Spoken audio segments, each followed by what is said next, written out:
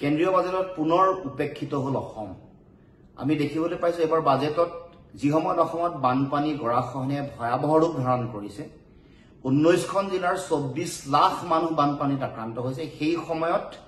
কেন্দ্ৰীয় চৰকাৰ তৃতীয়বাৰে কাৰণে মোদীৰ যিখন চৰকাৰ আহিল এইখন চৰকাৰ প্ৰথমখন বাজেটত অসমক তেওঁলোকে বানপানীক লৈ কোনো ধৰণৰ তেওঁলোকে সিদ্ধান্ত গ্ৰহণ কৰা নাই কোনো ধৰণৰ ধন আবণ্টন দিয়া নাই তাৰ বিপৰীতে বিহাৰৰ দৰে ৰাজ্যক 11,500 কোটি টকা বান প্ৰতিৰোধৰ কাৰণে তেওঁলোকে ইতিমধ্যে সিদ্ধান্ত গ্ৰহণ কৰিছে এটো অসমৰ কাৰণে অত্যন্ত দুৰ্ভাগ্যজনক হতাশাজনক আৰু এই গোটেই কথাটোৱে অসমৰ প্ৰতি দিল্লীৰ কেন্দ্ৰীয় চৰকাৰৰ দৃষ্টিভংগী ইতিমধ্যে প্ৰতিফলিত হৈছে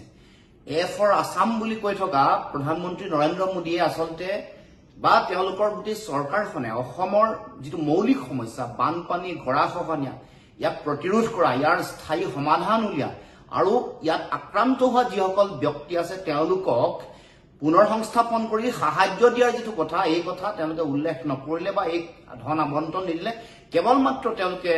উল্লেখ কৰিয়ে তেওঁলোকে খান্দ থাকিল যেনেকৈ গৃহমন্ত্ৰীয়ে মানে বান সদৃশ পৰিৱেশ হোৱা বুলিহে তেওঁ ঘোষণা কৰিছিল গতিকে এই যিখন বাজেট এইখন আমাৰ কাৰণে অত্যন্ত হতাশাজনক বাজেটখনত কৈছে যে যিসকল দুখীয়া মানুহ আছে দৰিদ্ৰ সীমাৰেখাৰ তলৰ মানুহ আৰু নিম্ন মধ্যবিত্ত পৰিয়ালৰ মানুহক তেওঁলোকে সকাহ দিছে তেওঁলোকৰ কল্যাণৰ কাৰণে বিশেষকৈ দুখীয়া আৰু নিম্ন মধ্যবিত্তৰ তেওঁলোকৰ কল্যাণৰ এখন বাজেট বুলি দেশৰ বিত্তমন্ত্ৰী গৰাকীয়ে দাঙি ধৰিছে কিন্তু দেখি আচৰিত লাগিব যে মোবাইলৰ ৰিচাৰ্জ মোবাইল এনেকুৱা বস্তু বাহনীৰ দাম হ্ৰাস কৰাৰ বিপৰীতে যিবোৰ অত্যাৱশ্যকীয় সামগ্ৰী আছে বিশেষকৈ পেট্ৰল ডিজেল গেছৰ ৰন্ধন গেছ তাৰ উপৰিও জীৱনদায়িনী ঔষধ বা আন ঔষধৰ দাম কমাবৰ কাৰণে কোনো ধৰণৰ সিদ্ধান্ত গ্ৰহণ কৰা নাই তাৰ বিপৰীতে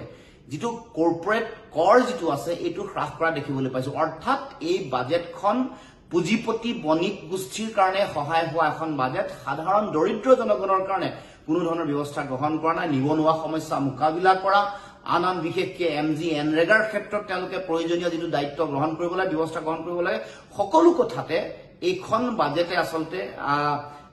সাধাৰণ দৰিদ্ৰ ৰেখাৰ তলৰ জনসাধাৰণক তেওঁলোকক সকাহ দিয়া আমি দেখিবলৈ পোৱা নাই গতিকে মূলত এইখন বাজেট কৰ্পৰেট নিৰ্ভৰ